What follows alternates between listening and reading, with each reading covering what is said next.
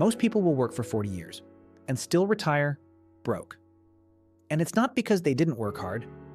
Why? You'll see in a few seconds. You've been told, work harder, get a better job, earn more money. Sounds right, right? But here's the problem. Income does not create wealth. So what actually does? The trap of lifestyle inflation.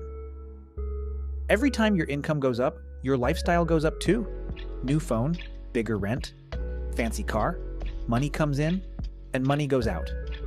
Most people never break this cycle. What the rich do differently will shock you. The rich mindset. Poor mindset asks, what can I buy? Wealth mindset asks, what can I own? Ownership builds assets. Assets build cash flow. Cash flow builds freedom. Here's the simple formula that separates broke from rich. The wealth formula. Most people think income minus expenses equals leftovers.